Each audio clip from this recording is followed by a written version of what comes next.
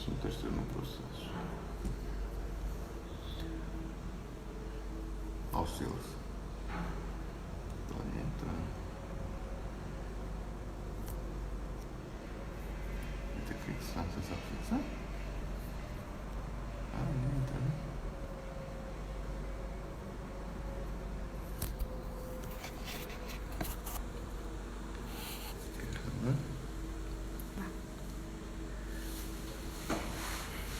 Deixa eu ver se o pessoal ouve a gente.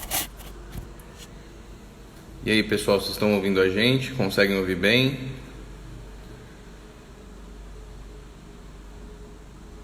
Acho que sim, né? Bom, espero que sim. Será que não tem como aqui? Acho que tem. Esperar a Sofia entrar, ela vai formular o pedido aqui pra gente aceitar. Sair nos comentários. Clica aqui embaixo.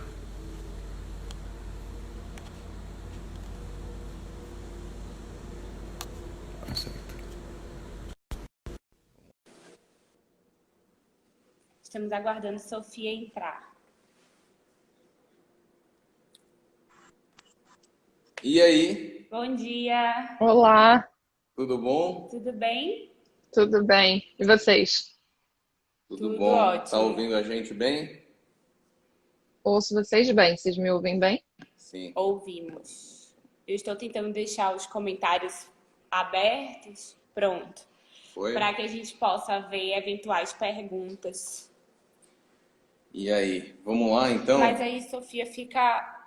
Eu vou apagar os comentários por hora, depois a gente reativa. Não, Marina, para de mexer. Pronto. Tudo bom? Vamos lá?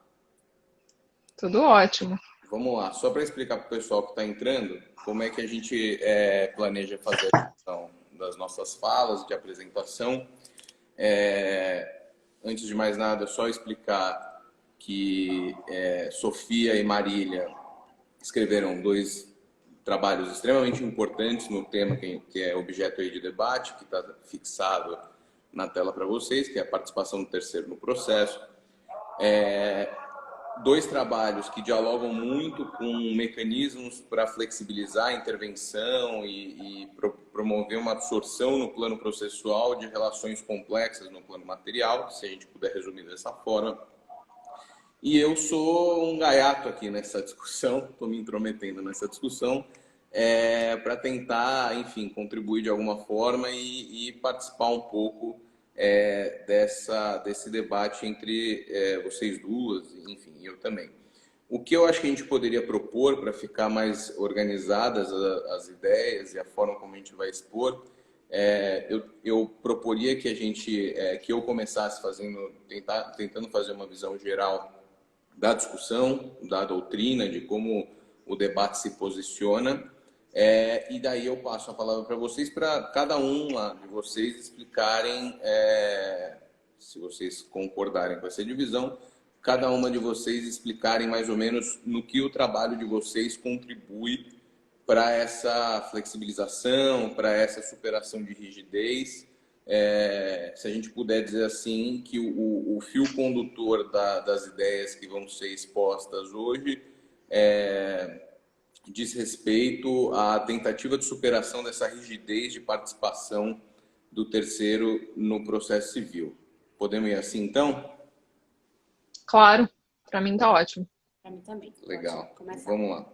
Bom, na verdade é assim, o tema da participação do terceiro parece que ganhou um fôlego novo de uns anos para cá na doutrina brasileira, né? A doutrina brasileira começou, acho que de uns 5, 6, 7 anos para cá, a retomar o tema, a preocupação no tema, sobre o que seria como seria essa participação de terceiros que não necessariamente estão englobados ou abrangidos pelas formas de intervenção de terceiros, muito por conta da rigidez ou da extrema tipicidade como o Código disciplina a participação do terceiro no processo, a intervenção do terceiro no processo. A gente tinha algumas peculiaridades legislativas, enfim, né, algumas peculiaridades na lei em legislações extravagantes que disciplinavam em alguns aspectos o interesse, sobretudo, por exemplo, o interesse da União, aquele interesse anômalo de intervenção da União. Já existia, muito antes do Código, a figura do amicus curiae, que passou a ser disciplinada pelo Código de uma maneira mais específica, vamos dizer assim, mas o debate ganhou um fôlego bastante grande, eu posso dizer assim, tentando traçar um marco, mais ou menos de uns 7, 8 anos para cá, e eu acho que isso ganhou um fôlego por conta de um texto, ou de alguns textos, um conjunto de textos, que se a gente conseguir olhar para eles de maneira reunida e contextualizando, a gente percebe que é um tema que vinha incomodando a doutrina. Eu faço aqui uma observação a respeito do seguinte: o tema, apesar de parecer novo, ele é novo em vários aspectos, mas a preocupação com essa rigidez digamos assim, do sistema de intervenção de terceiros, de pluralidade de partes, é uma preocupação que já havia sido manifestada até no Código de 39. Se a gente for pegar alguns escritos, e dois são bastante relevantes, um do professor Barbosa Moreira, do falecido professor Barbosa Moreira, e outro do professor Araújo Sintra, Antônio Carlos de Araújo Sintra, a gente vai ver que, sob a égide do Código de 39, ambos já faziam uma crítica até contundente de como seria essa rigidez, né? Denunciando essa rigidez, essa falta de permeabilidade do sistema de intervenção de terceiros a determinadas características das relações de direito material. Só que, apesar de ter havido essa, vamos dizer assim, essa espécie de denúncia sobre o tema, ou no tema, parece que a transição de códigos não foi muito receptiva a todas essas críticas. Talvez não tenha sido um coro encampado, uma preocupação encampada por várias pessoas na doutrina. Então, se a gente for perceber do Código de 39 até o Código de 2015, eu diria que algumas coisas mudaram, mas a rigidez ainda permanece, né? Então, muito embora esses estudos tenham vindo e sido publicados, enfim, haja, vamos dizer assim, uma coletânea de ensaios, estudos, monografias a respeito, o Código manteve em uma certa medida, ou em boa medida, essa rigidez. Eu faço referência, eu particularmente não gosto de ficar citando nomes de pessoas e de artigos para não cometer injustiça, porque invariavelmente a gente sempre esquece alguém. Mas eu faço questão de nominar alguns textos que sempre me pareceram muito relevantes nesse debate, porque eu acho que acabaram moldando, né, muito o pensamento e serviram muito como ponto de partida para inúmeras discussões. A Sofia, com certeza, e a Marília também conhecem bem esses textos.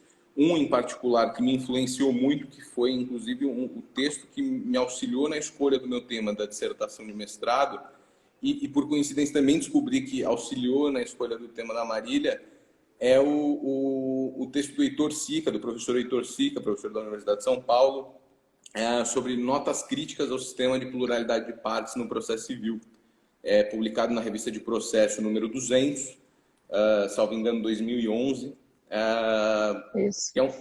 que é um texto bastante representativo, porque ele resgata aquele debate histórico do Barbosa Moreira, do Araújo Sintra, recontextualiza esse debate, traz um aporte de doutrina estrangeira bastante considerável e talvez ele seja um pontapé irrelevante. Não podemos esquecer também de um texto extremamente relevante nesse debate do professor Antônio do Passo Cabral, que é o da despolarização mixando a ideia de despolarização e de interesse, sobretudo mostrando que a questão da legitimidade ad actum, trabalhando a ideia de legitimidade ad actum e, por conta disso, mostrando a possibilidade de transição de posições jurídicas dentro de um mesmo processo e tudo mais. Ou seja, existe um conjunto de textos. Faço referência também a outros tantos muito relevantes que, até para quem está assistindo a gente, e tiver interesse, tome nota. Antes do código, alguns textos bem relevantes e monografias. Tem uma monografia que eu reputo importante, muito importante, que é do professor de processo civil, juiz e doutor, mestre e doutor pela USP também, professor Silas Silva Santos, que é um livro extremamente interessante que ele trata do litisconsórcio, só que na perspectiva do litisconsórcio eventual, alternativo e sucessivo, que era uma tratativa bastante esquecida da doutrina brasileira. Então, sem contar no campo do processo coletivo inúmeras contribuições que foram sendo apresentadas pela doutrina, sobretudo porque ali existia vamos dizer assim, um marco de complexidade muito maior do que sugeriria o processo individual, e talvez por esse marco de complexidade ficou mais evidente que o processo, a estrutura bipolar de processo, absorveria menos ou seria menos permeável à complexidade dos litígios. Então, acho que a gente poderia, já para poder passar a palavra para vocês, resumir, eu pelo menos resumiria da seguinte forma o problema. O processo civil, na sua estrutura clássica ou pela sua doutrina clássica, baseada em pretensão resistida, baseada em interesses bilaterais, baseada até numa composição de posições processuais que se pautam numa pressuposição de interesses, de quais seriam os interesses dos litigantes, ela tendencialmente leva a uma estrutura bipolar da relação jurídica, ou seja, autor contra réu e o terceiro interveniente, muito possivelmente aderindo a algumas dessas posições, eventualmente, ou uma posição de contrariedade a autor e réu, sob um esquema literalmente bilateral de interesses. Quer dizer, então existe essa, digamos assim, essa propensão ao processo civil a absorver dessa forma os litígios, só que no plano do direito material esses litígios se apresentam de uma forma extremamente mais complexa, inclusive litígios que aparentemente pareceriam simples, quer dizer, entre pessoas físicas ou entre pessoas jurídicas, mas litígios individuais que podem, por inúmeras questões, reunirem interesses divergentes em vários sentidos, não só contrapostos. Faço só, antes de passar para vocês, uma referência que é bastante interessante, que por mais que o nosso sistema de intervenção de terceiros, ao longo, no passar dos códigos, de 39 até hoje, se manteve bastante fiel em alguns aspectos ao que era o sistema de intervenção de terceiros lusitano, em grande medida, é curioso perceber que até o sistema português se tornou mais flexível. E eu faço esse comentário porque existe uma tendência nossa a fazer uma crítica sobre o nosso sistema e às vezes criticar até sistemas estrangeiros, mas se a gente for analisar os sistemas de intervenção de terceiros, pelo menos dos países europeus continentais, Itália, França, Espanha e até Portugal, a gente vai ver que lá é extremamente mais flexível de uma certa forma que aqui, porque as hipóteses de intervenção são delineadas com base no interesse da intervenção e não numa hipótese específica de direito material, que é a nossa realidade. Então, a gente ainda consegue ficar nesse tema um passo atrás daquilo que de fato, até nos países que servem de espelho para a gente muitas vezes, eles já avançaram.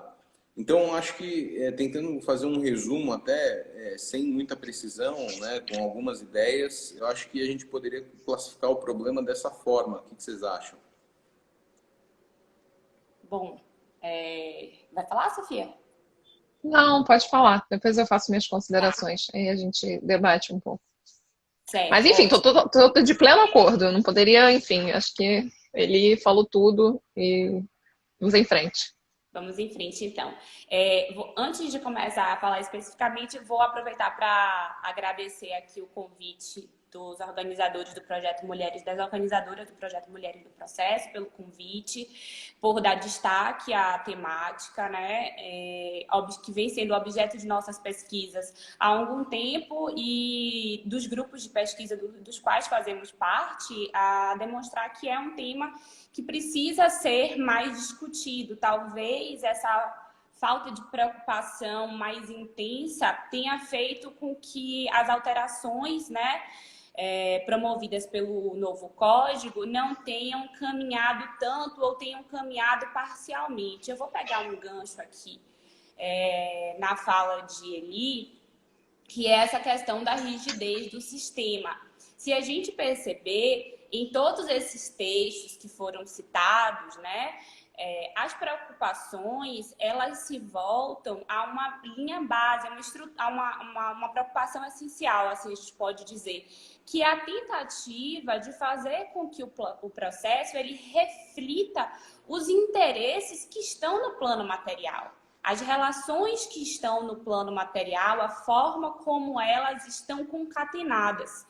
Então, seja a denúncia trazida por Heitor Sica no texto Notas Críticas, Intervenção de Terceiros, que é um texto bastante importante e duro quanto ao sistema que a gente tinha no CPC 73 e que, de certa forma, foi replicado, porque, se for observar, as relações trazidas são relações de direito material, pautadas em propriedade, pautadas em interesses apenas de direito privado, e sustentadas numa ideia de relações jurídicas separadas ou simples, unitárias, em que há um sujeito em cada polo, sem essa preocupação de olhar que a sociedade que a gente vive hoje, as relações estabelecidas hoje, são relações coordenadas, relações alternativas, relações subordinadas entre si.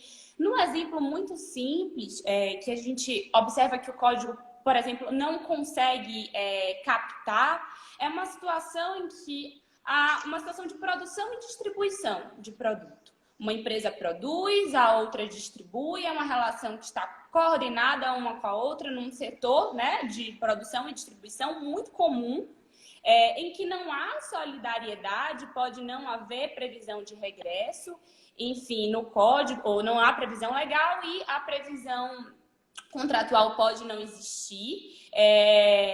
E essa situação em que pode haver conflito entre duas pessoas jurídicas que estão na base dessa relação, afetar uma terceira, né, que nada tem a ver com aquele conflito, e essa terceira fica à mercê daquela solução sem poder, de forma alguma, participar ou auxiliar ou assumir uma posição própria, né, dentro do processo. Então, me parece que toda essa produção que vinha sendo feita, ela vinha com essa preocupação de permitir que o processo olhasse para o direito material e conseguisse, da melhor forma possível, trazer essa realidade para dentro do processo e assim resolver o litígio de uma forma global, né?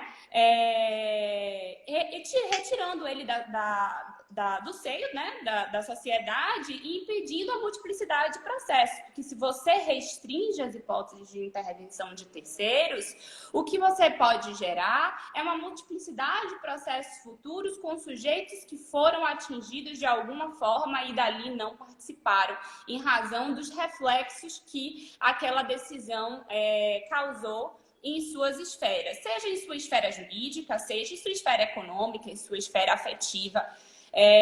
Não dá para poder... Obviamente que o sistema ele restringe ao interesse jurídico por uma questão de tentar se otimizar e porque o jurídico trabalha com as relações jurídicas. Mas o que a gente pode perceber é que outras situações acabam ficando apartadas. E aí veio a proposta, né, a ideia de se sistematizar a possibilidade de as partes convencionarem essa intervenção. E foi a razão pela qual eu escolhi o objeto da minha pesquisa, que foi sobre, e aí que deu fruto a minha dissertação, que é sobre convenções processuais de intervenção de terceiros, e eu vou tentar trazer esse instrumento antes de Sofia, de passar a palavra para a Sofia, porque ele é um instrumento que permite a flexibilização das hipóteses de intervenção de terceiros. E aí, Sofia, ela vem com o trabalho, com a sua tese, e dá alguns passos à frente, trazendo outras possibilidades, outros argumentos, para seguir nessa trilha de se tentar uma flexibilização. E aí me corrija se eu estiver errada, mas me parece que é nesse sentido, como se fosse mesmo uma escadinha de tentar solucionar o problema. Quando a gente olha para o código, né, para as disposições que estão no CPC 2015, elas são divididas em hipóteses de intervenção de terceiros provocadas e espontâneas. Nas espontâneas, não existe esse problema propriamente da tipicidade. A assistência, ela de fato está prevista de uma forma ampla, pautada no interesse, como ele pontuou, como deveria ser em todas as hipóteses, a relação dos sujeitos com o objeto litigioso. E aqui eu faço a pontuação de que tanto mais ampla, obviamente com limites, né? Não uma amplitude total, tanto mais ampla a nossa noção de objeto litigioso para considerar argumentos de parte, de autor, de réu, enfim, todo o diálogo do processo, mais fácil é a percepção do alcance do processo na esfera de terceiros. Então, observando a relação do terceiro com o objeto litigioso, nós temos as hipóteses de intervenção espontânea que me parece atender essa preocupação de uma forma até que bastante satisfatória. Qual é o problema da intervenção espontânea no nosso código? A falta de conhecimento do terceiro a respeito do processo. Então, as convenções processuais para as intervenções espontâneas, elas se serviriam a um objetivo mais específico, que é permitir que fosse dado conhecimento aos sujeitos da existência do processo. E aí viria como uma cláusula, por exemplo, num contrato em que envolvessem 3 sujeitos, enfim, que envolvesse uma cadeia de produção, havendo litígio entre um ou outro, né? Temos A, B, C, havendo litígio entre A e B, C obrigatoriamente seria notificado ou extrajudicialmente ou judicialmente da existência desse processo. Se pensaria num instrumento para que ele pudesse ter conhecimento e, se assim quisesse, vir a intervir. Então, haveria uma obrigação de dar conhecimento, uma obrigação esta que com a norma positiva não existe. Outro problema da intervenção espontânea é que posição esse sujeito assumiria, ou seja, qual conjunto de poderes, direitos, deveres, ou seja, qual plexo de situações jurídicas processuais esse sujeito titularizaria em razão da sua posição. Seria outro ponto a ser observado, a ser negociado para que evitasse, inclusive, discussões no processo. Olha, vai haver uma hipótese de intervenção que não está prevista no código, não é assistência, o terceiro vai ingressar e o que ele vai poder fazer? Né? Haver essa previsão e a possibilidade de se prever isso está muito clara no 190, quando ele permite a negociação tanto sobre o procedimento quanto sobre situações jurídicas processuais. Quanto a isso, não haveria problema. Passamos, então, para as intervenções provocadas. E aqui está o nosso maior problema. Obviamente, a gente não pode fechar os olhos e dizer, olha, o código não avançou em nada em relação ao CPC 73, porque se assim fizéssemos, estaríamos sendo um tanto quanto injustos com o legislador. Por quê? E aqui eu aponto 3 mudanças que eu reputo bastante importantes nessa tentativa de flexibilização das hipóteses de intervenção de terceiros, que é a alteração da nomeação-autoria, que deixou de existir enquanto nomeação-autoria e passou a ser uma correção ampla do polo passivo, né, no 338 e 339, e aí a nomeação-autoria ela tinha esse ranço da sociedade rural, né, patrimonialista, enfim, das noções de vinculação à terra, né? Então a gente sai um pouco dessa sociedade aí do século XIX e aí passa para uma sociedade do século XXI com outros problemas de legitimidade que não só esses vinculados à questão da propriedade. E a previsão da reconvenção com ampliação subjetiva, né, que traz possibilidades, ainda que a doutrina, de alguma forma, já falasse, sustentasse essa possibilidade da reconvenção, né, com ampliação subjetiva, isso veio positivado de uma forma ampla, sem estar vinculado a nenhuma situação específica do direito material, como acontece com o chamamento ao processo ou denunciação da lide. Um ou outro vinculado às situações de responsabilidade solidária, o outro em relação às hipóteses de exercício de direito de regresso. E na reconvenção não há essa previsão. E a outra hipótese é a já citada por ali, é a questão do amicus curiae, né? E me parece que aí é o ponto, inclusive, que Sofia consegue, vai adentrar um pouquinho mais. Bom, houve essas mudanças, mas elas me parecem não ter sido suficientes. Por quê? Porque não há possibilidade de as partes, por exemplo, nós temos uma legislação que trata da política de resíduos sólidos, certo? Na política, que trata da Política Nacional de Resíduos Sólidos, há uma previsão de responsabilidade compartilhada pelo ciclo de vida do produto. Há previsão também, e aí eu vou ficar nesse exemplo aqui, da responsabilidade compartilhada pelo ciclo de vida do produto. Todos que estão ali, dentro daquela cadeia, têm responsabilidade pelo ciclo de vida do produto e da sua destinação final.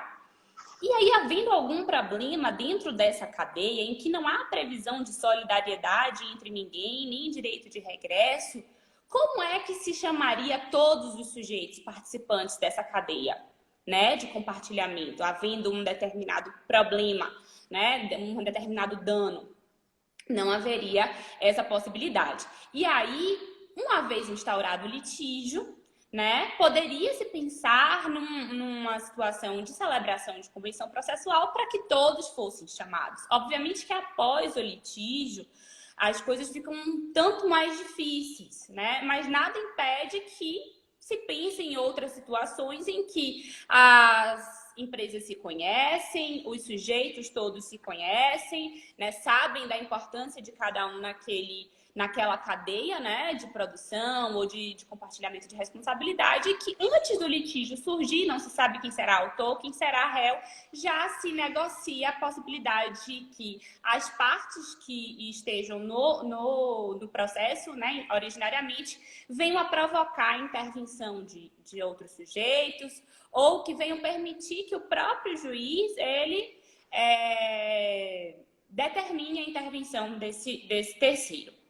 E aí eu vou finalizando aqui, acho que são esses alguns exemplos, e aí, como há uma infinidade de relações, há uma infinidade de exemplos e de situações em que seria interessante se permitir a possibilidade de provocar a intervenção do terceiro, ou de dar conhecimento a ele para que ele possa intervir e assim se solucionar o litígio em um único processo, de uma forma mais econômica, permitindo o contraditório de todos e evitando a desarmonia de decisões provocadas por multiplicidade de processos gerados pela impossibilidade da intervenção.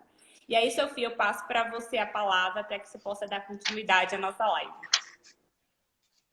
Maravilha. Primeiro eu queria agradecer, enfim, a iniciativa da Mulheres no Processo, o IBDP.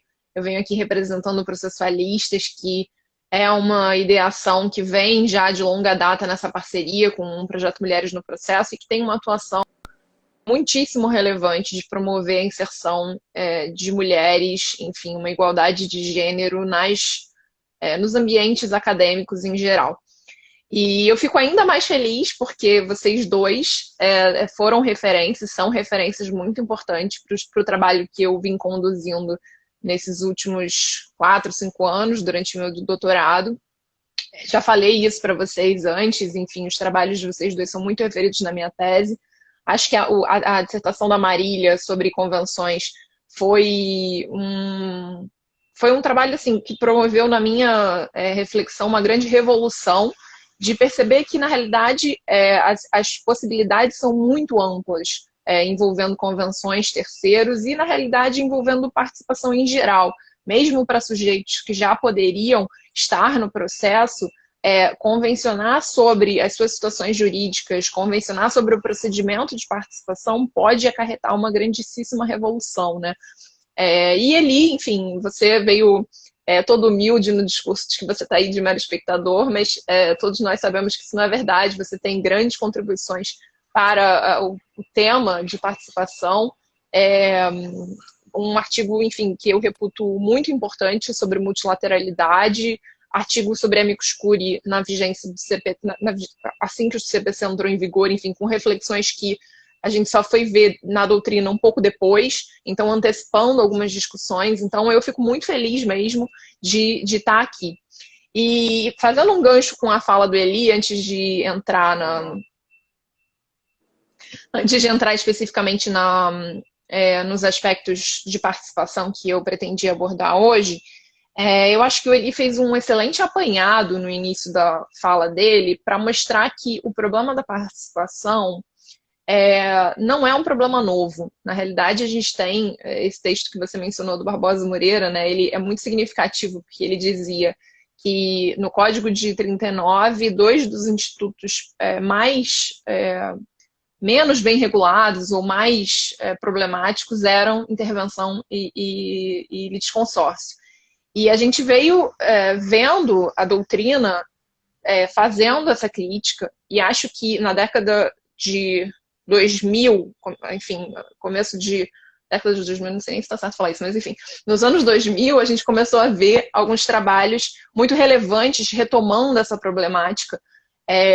O trabalho do Cássio sobre amicus curiae, o trabalho do Cabral sobre despolarização, o trabalho do Mazei sobre a intervenção móvel na ação popular e, como vocês mencionaram, o trabalho do Sica, que é realmente muito relevante. E eu acho que a USP tem tido uma tradição pioneira em tratar desse tema, e eu falei isso para o Sica, inclusive, na minha banca de avaliação da minha tese, ele estava presente, que, enfim, os estudos vêm rendendo bons frutos, e eu fico muito feliz realmente dessa oportunidade. Acho que a gente tem realmente um conjunto de textos que, analisados globalmente, permitem dizer que, na realidade, a gente já tem uma base bem sólida para a flexibilização da relação processual, para a atividade das intervenções, para a ampliação das hipóteses interventivas, enfim, acho que isso é tudo muito relevante. E na realidade, depois que eu iniciei essa pesquisa sobre participação, eu fiquei um pouco mais otimista em relação ao CPC, porque embora de fato ele repita algumas regras já consolidadas sobre as intervenções nominadas e mantenha a denunciação e o chamamento para a hipótese de fiança e devedor solidário, ou seja, a tipicidade que o Sica muito bem critica, né, naquele texto publicado na revista de processo, o CPC, ele, na verdade, deu realmente grandes passos, a meu ver, em outros temas que se relacionam com intervenção de terceiros e participação e que permitem, ao meu ver, essa reconstrução para flexibilidade, para ampliação das intervenções passíveis dos interesses passíveis de participação, enfim. E a Marília já mencionou, né, a correção do polo passivo, né, em substituição à nomeação à autoria, a reconvenção ampliativa, o próprio amicus curiae, a citação sem polo pré-definido, o 329, quando ele não repete na regra de estabilização mantidas as mesmas partes, né? Essa frase que era bem, enfim, paradigmática no CPC de 73. E acho que o CPC também foi além na própria configuração dos interesses passíveis de intervenção, que é exatamente o que eu pretendia falar hoje, né? Porque a gente, enfim, tem uma tradição muito forte no sentido de que só o interesse jurídico permite a intervenção, e isso acaba sendo mais um fator de rigidez e de tipicidade e de limitação da participação no processo civil. Enfim, eu fiz um trabalho de levantar realmente assim, a doutrina clássica e é um coro praticamente unânime, dizendo intervenção é interesse jurídico, prejuízo jurídico.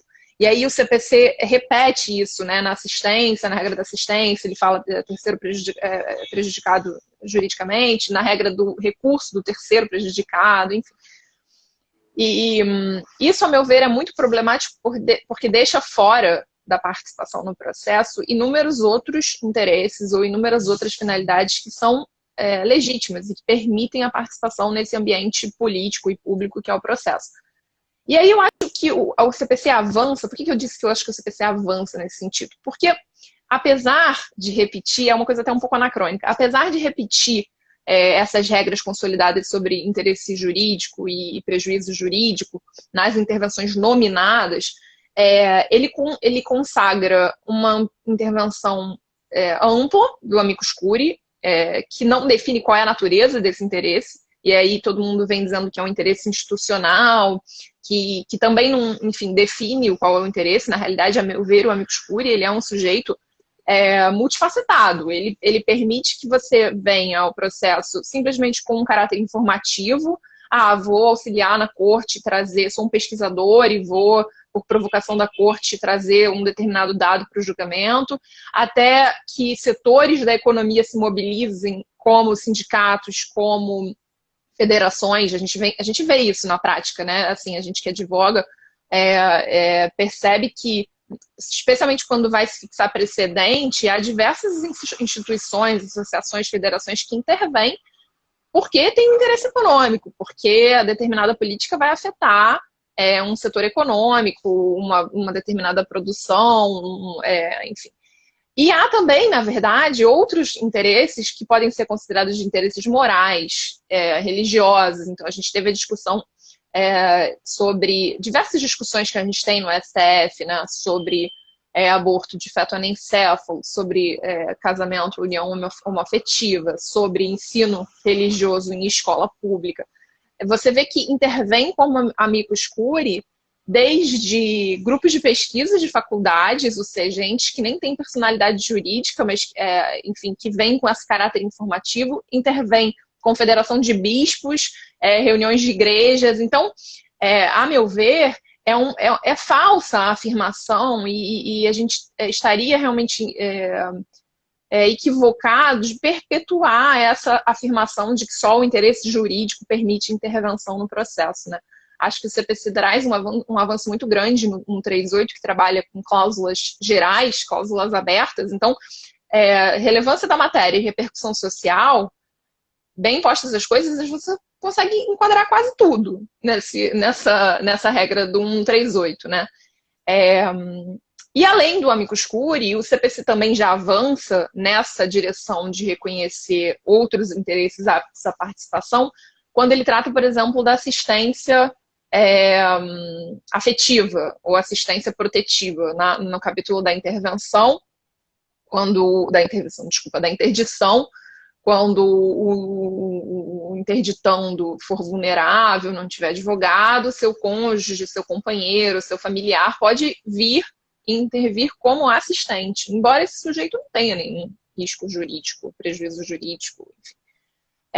A meu ver, até é uma pena que tenha se usado o mesmo termo, né, de assistência, porque acaba não tendo muito rigor, enfim, na própria disciplina processual, quando você faz essa equiparação entre os institutos, porque aí você acaba gerando um problema que então o regime da assistência, da justiça da decisão, do pagamento de custas, da atuação subordinada se aplica para o assistente protetivo. Enfim, começam a vir perguntas que podem ser sanadas, por exemplo, por convenções. Então, eu acho que assim, existe alguns dispositivos no CPC que, lidos coordenadamente ou lidos conjuntamente, podem permitir uma reconfiguração global dessa ideia de participação, que foi, enfim, uma das minhas propostas. Eu acho que a gente tem muito a avançar ainda em relação a essa possibilidade.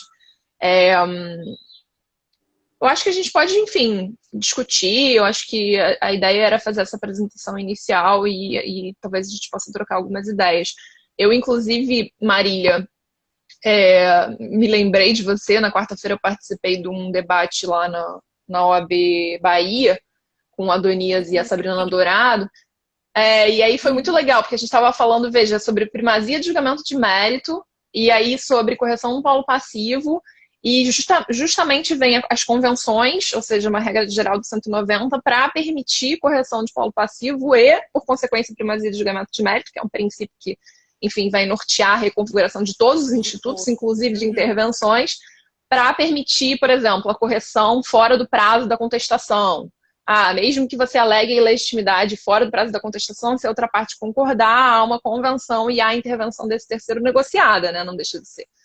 Enfim, então inclusive, já a doutrina falava, até mesmo quem negava a existência de possibilidade de negociação do processo, usava alguns termos no sentido de, mas se o réu concordar, é possível que haja essa alteração de objeto ou alteração de sujeito, e antes do saneamento, enfim, seria possível se o réu concordar. E aí, quando você pensa, se o réu concordar, não deixa de ser uma possibilidade de uma convenção sobre, se você permite, se o réu concorda, você permite uma convenção. E eram autores que negavam a própria existência das convenções processuais, já tinham esse discurso mesmo lá antes do CPC 2015.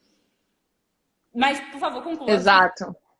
Não, é isso mesmo. Acho que me parece que quando a gente consegue virar essa chave, enfim, mudar esse paradigma para pensar, será que o CPC ainda é rígido? Será que as intervenções ainda são típicas? Aí você começa a fazer uma série de links que mostram exatamente isso que você falou. Não, convenção, uma grande novidade, e não pode, porque o juiz não pode rejeitar, enfim.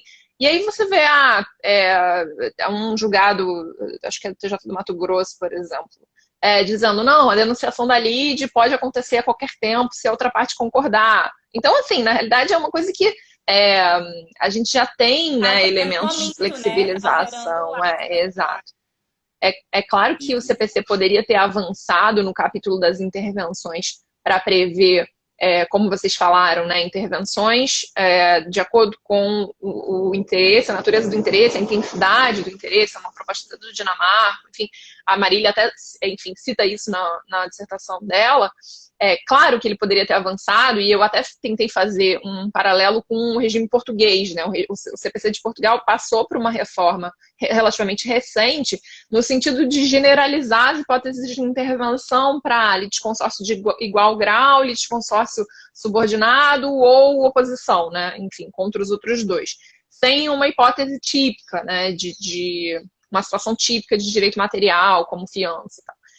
Claro que o CPC poderia ter avançado nisso, mas acho que a gente tem que celebrar também todos os outros elementos do CPC que permitem, claro que é muito mais difícil, né? Você tem que ter um esforço argumentativo, uma reconstrução à luz de princípios, uma interpretação conforme, enfim.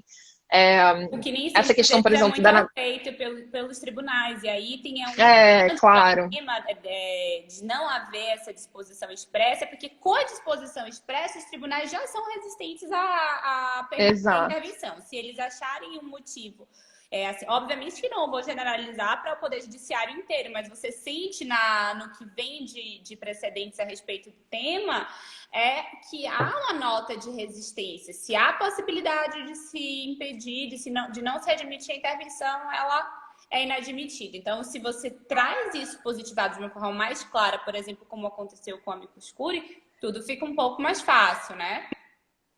E tem ouvindo vocês duas, fica muito claro o seguinte, fica muito claro o seguinte, existe nessa tentativa de pegar o que é rígido e flexibilizar, ou enfim, superar a rigidez, você gera um paradoxo muito interessante, assim, até do ponto de vista teórico, que por um lado, eu quero ampliar a participação, reconhecendo que o processo tem um caráter público. Só que, em contrapartida, para eu conseguir fazer isso, eu preciso dar maior autonomia de convenção para as partes. Ou seja, o confronto entre o público e o privado fica, além de extremamente evidente, muitas vezes ele se complementa. Então, ele é paradoxal num momento e complementar em outro, né? É curioso perceber assim que a forma de superar a rigidez é conferindo talvez maior autonomia para as partes, ou essa autonomia ela vem como uma forma de desviar da rigidez, ou seja, como você deu o exemplo da interdição, o sujeito que sabe que está naquela posição de antemão, vendo que o sistema não dá solução para ele, ele fala, então a minha válvula de escape é convenção, ou seja, eu preciso negociar isso daí, regular isso daí mediante convenção, porque se eu for, se eu exercer a intervenção, se eu ingressar no processo, o regulamento que é fornecido pela lei é tão incerto que eu não sei qual vai ser a consequência da minha intervenção. Você comentou o texto que eu escrevi sobre amicus curiae, e naquela época uma coisa que me chamou muita atenção, Sofia, das partes que eu li da sua tese, eu confesso que eu não li inteiro porque eu tô ocupado com a minha tese agora, né? Então, Claro. Cada um tem seu problema para lidar, né? Vai em frente, que é isso mesmo. Para mim, eu garanto que eu vou passar para a sua ler com todo cuidado. Mas o que me preocupou na época foi o seguinte: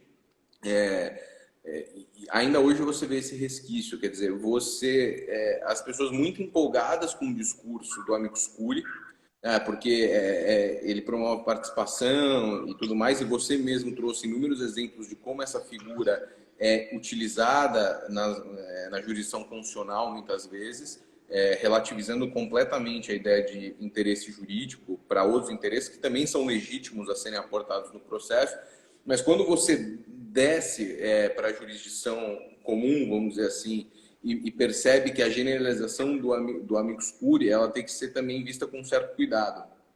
Pelo menos no meu ponto de vista, e aí é mais uma constatação de uma possível patologia.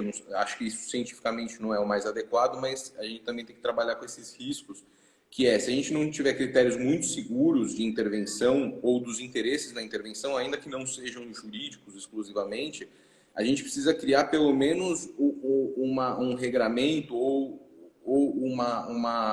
enfim, chegar numa conclusão de qual é a vinculação que aquele sujeito tem à intervenção que ele exerce. Porque no final das contas, eu poderia chegar num extremo e dizer o seguinte: olha, eu vou preferir ingressar como amicus curiae do que como assistente, porque no assistente eu ainda saio com a eficácia da intervenção sobre mim. E no amicus curiae não, porque em tese não tem nada previsto. Então, para mim, o litígio, além de ser menos custoso do ponto de vista econômico, muitas vezes, ele pode ser menos oneroso do ponto de vista jurídico. Porque eu chego num processo, aporto tudo aquilo que converge aos meus interesses e, eventualmente, derrotado, eu saio sem vinculação. O que eu acho assim que talvez no contraponto dessa flexibilidade precisa aparecer esse debate de como o sujeito que chegou no processo mediante intervenção, convenção, o que seja, ele precisa ter alguma eficácia da discussão dele, ou pelo menos alguma estabilidade do que ele discute, impedindo ele de rediscutir, enfim, alguma questão ligada a esse tipo de situação. Porque senão fica assim... Desculpa, pode terminar. Não, só para concluir. Porque eu resolvo a entrada, mas não resolvo a saída dele, né? Claro, então, claro. Então, acho que essa é só uma ponderação. Eu acho que a gente teve um debate sobre isso, ele me corrija se eu estiver errada, num dos FPP6, eu acho que foi um grupo sobre intervenção de terceiros, se não me engano, ele foi até presidido por você, né? Agora eu não me recordo, mas você estava com certeza. E essa era justamente a dúvida, e é uma coisa que a própria Marília também aborda na dissertação dela, né? Essa zona cinzenta entre o sujeito que deveria intervir como assistente, porque ele tem interesse jurídico, e aí ele se submete ao regime que está posto no CPC e está construído há décadas, enfim, ou o sujeito está intervindo como um multifacetado amicus curiae com um interesse de uma outra natureza e, por consequência, qual é o regime a que ele se submete.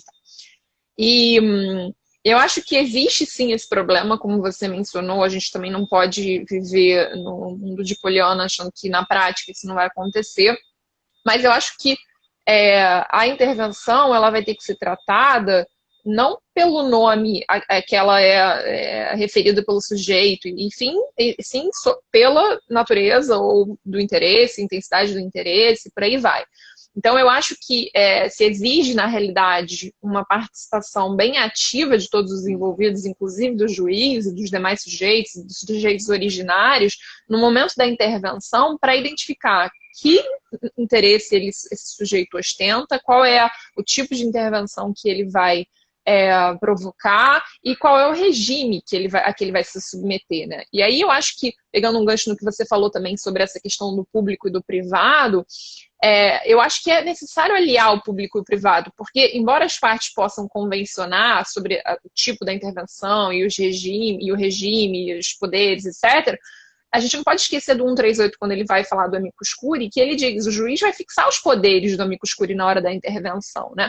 Então, eu acho que essa fixação e essa identificação, ela tem que ser feita em conjunto por todos os sujeitos, né? Uma coordenação, sem se olvidar da natureza do interesse, do tipo do interesse, da intensidade do interesse, e aí, enfim, esse sujeito vai ser enquadrado de acordo com o que ele é mesmo e não o que ele diz ser.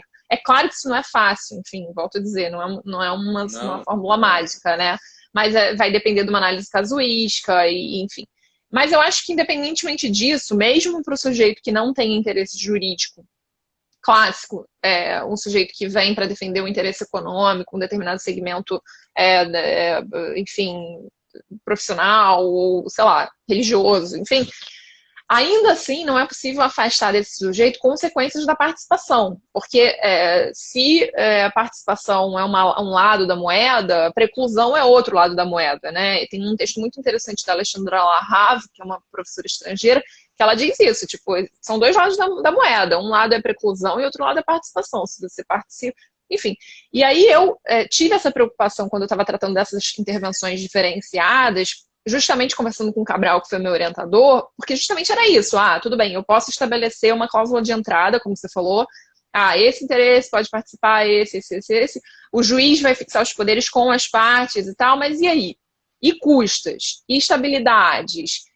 E os deveres de cumprimento de ordem judicial? Então, eu acho que tudo isso tem que ser equacionado.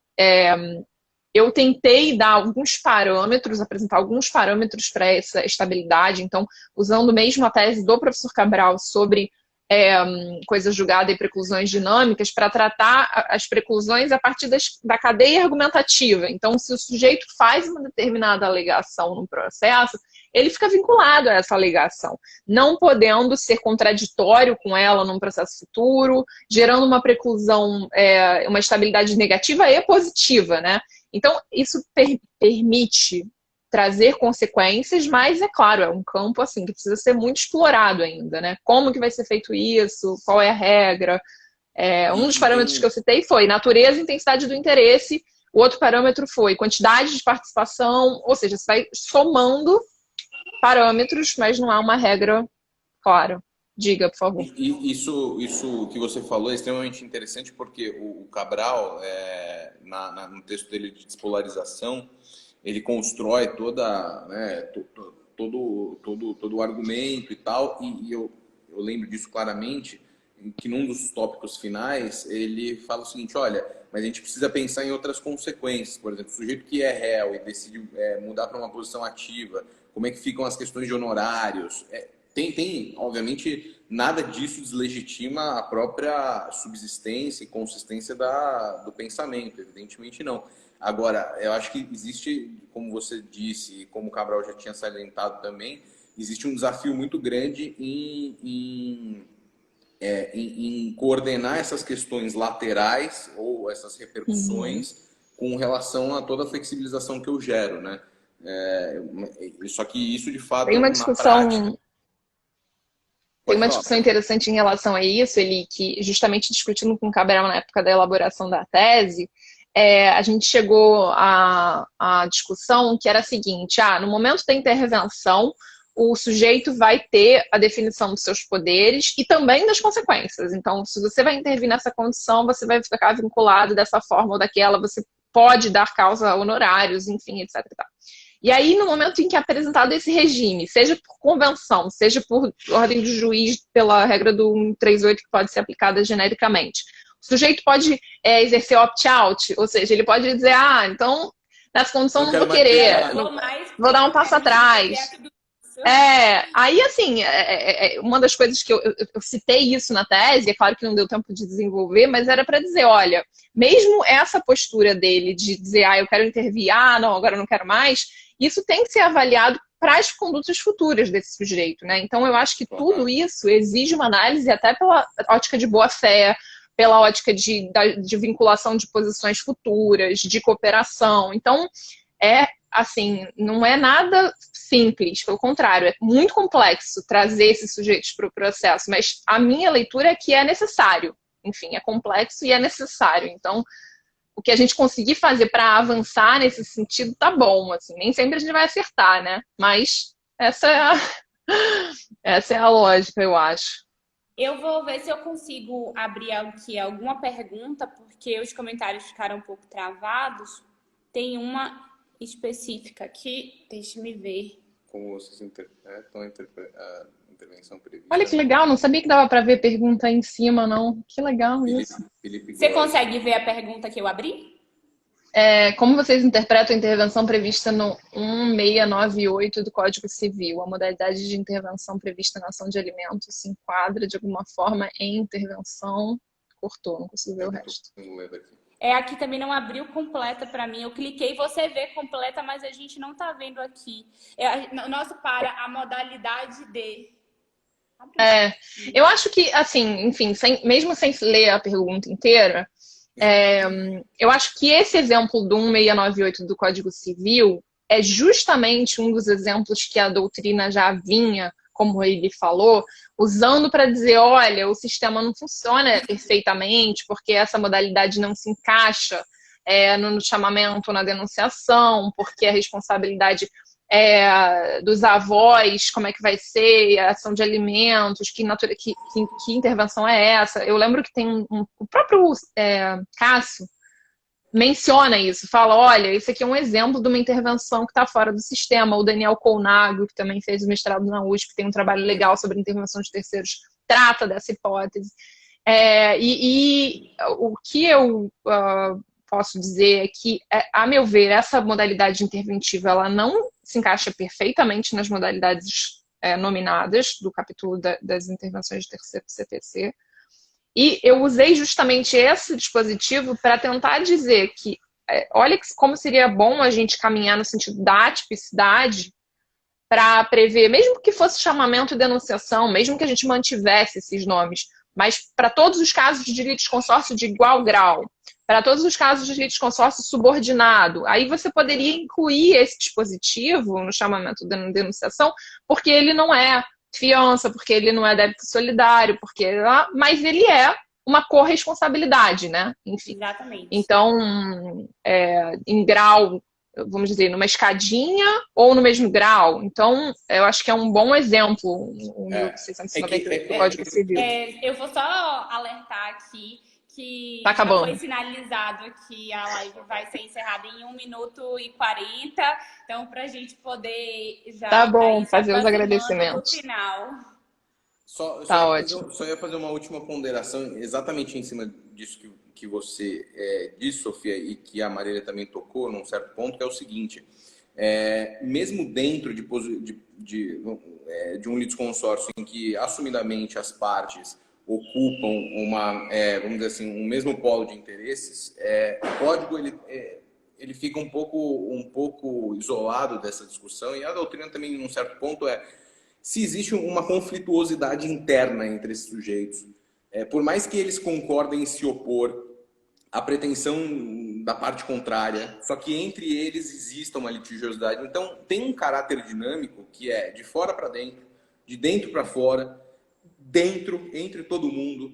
É óbvio que também ninguém vai parar, né? Nenhum legislador vai parar para elaborar uma parte de intervenção em terceiros que procure resolver o caos, né? Mas, assim, claro, a gente precisa traçar pelo menos algumas linhas mestras na doutrina, e acho que a doutrina brasileira tem feito isso de uma forma muito mais vanguardista que a doutrina estrangeira, não tenho a menor dúvida disso. em traçar linhas mestras de como resolver problemas relativos à intervenção e litisconsórcio. Ele, eu vou só lhe interromper porque faltam 18 Faltam segundos 18 segundos. e a gente não conseguiu nem ver todo mundo que estava participando porque ficou sem os comentários, mas agradecer a quem esteve aqui e, enfim, parou um pouco do seu tempo para nos ouvir. Agradecer, Sofia, pelo diálogo. Sofia vai acabar. Tchau.